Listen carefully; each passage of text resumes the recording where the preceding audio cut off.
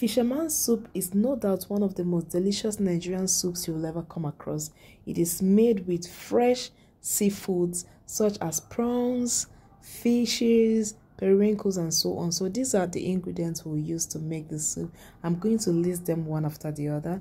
So we'll have here the fish. I'm making use of catfish. We have the crabs. We have the water snails. We have the periwinkles. We have our prawns. We have the vegetable, which is the uziza leaves. We have our cocoyams. We have our pepper. I love using the yellow pepper because of the flavor. Then we have the palm oil.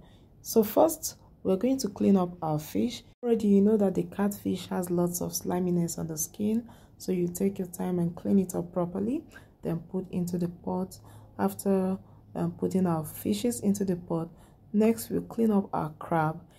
I have already cleaned and deshelled the prawns, so I'm going to bring the prawns into the pot next. After adding our prawns into the pot, next we're going to season all of these proteins with salt, onions, and crushed seasoning cubes. Then we'll go ahead to add some water, then cover it for it to cook. We'll take our time and cook this protein for about 5 to 10 minutes, after which we'll take our time to take them out of the pot. So we're going to remove the crabs, the prawns, and the fishes out of the cooking pot. The essence of doing this is because the fish is fragile and we wouldn't want the fish to break completely into the soup. So we'll take it out and we are going to bring it back much later. So after removing the fishes, the crabs and prawns, the next is to bring in our blended cocoyam. I already cooked and blended my cocoyam. You can pound or blend, whichever one. So we're going to bring in our cocoyam, which is going to serve as the soup thickener.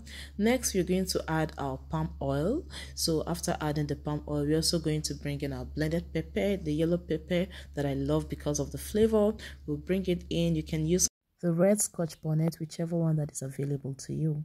So after adding all of this, we're going to cover it so that the cocoyam will dissolve. You can see the cocoyam has properly dissolved. Next, we're going to add some crayfish. It's optional though. Some people wouldn't want to add crayfish because they believe crayfish is not fresh, as we are using mostly fresh seafoods for this soup.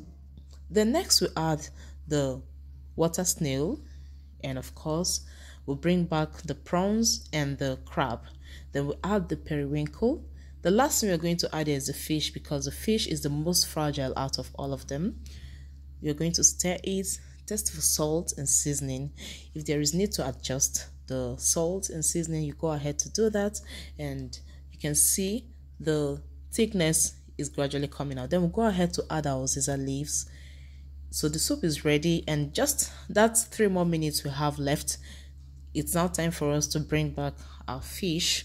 So we're going to add the catfish, since we have just about 2 to 3 minutes more before our food is ready. So we'll add this catfish and cook it one more time alongside with all of the soup ingredients and everything in it. So our soup is ready. You can see we have here fisherman soup.